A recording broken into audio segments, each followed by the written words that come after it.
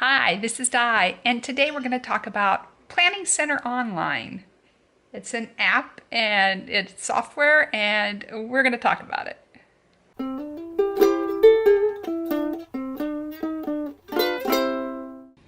So, what I wanted to do was give you a quick tutorial on how to use Planning Center.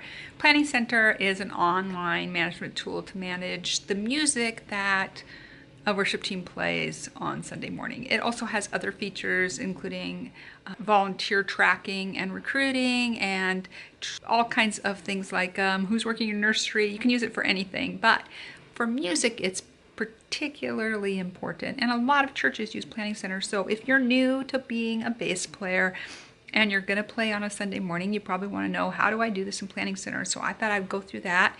The first song for Christmas is put up. I'm recording this on Sunday, December 10th, and I'm playing on December 23rd and 24th.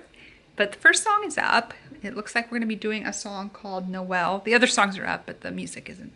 And so let me run over Planning Center with you for a minute. So you can see here on Planning Center, I have the dates here that I'm going to be playing. We have who's going to be playing on this side. And then here in the middle, we have the order of the service.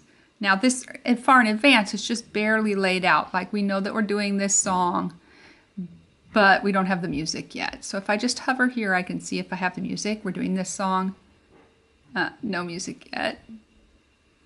But here, this song, Noel, I already have the music. See, let me hover just a second. I'm going to hover right here. And you can see we're playing the song in B, and there's a B PDF. So I know that we're going to be playing the song there. And so I have opened it here, and I have the song.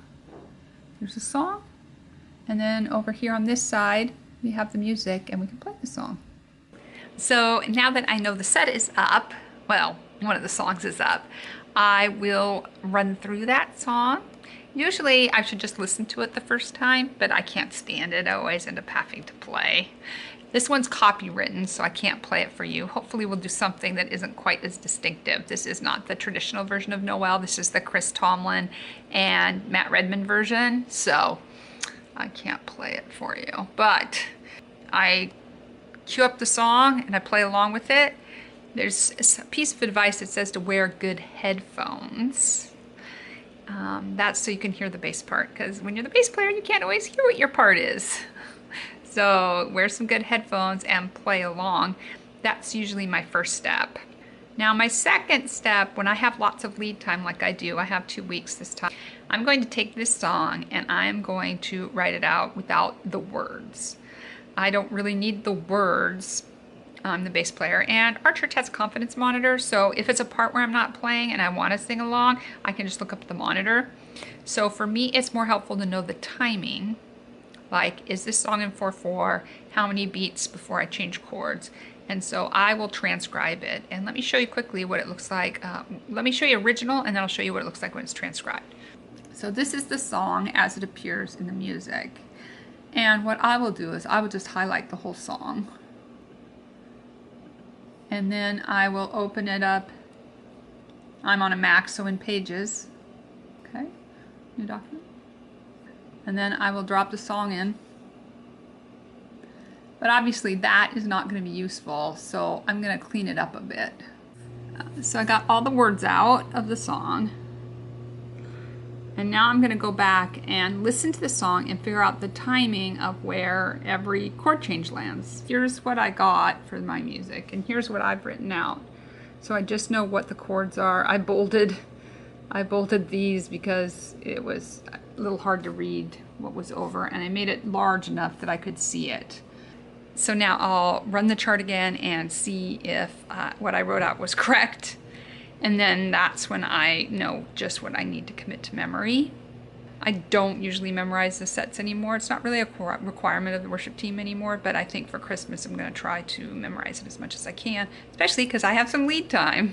So now I'm starting to get the song down, starting to know how it goes, not making as many mistakes, still struggling in one part. And there's a principle that I was taught by a great music director that I had, Don Garberg, and he said, practice the parts you don't know.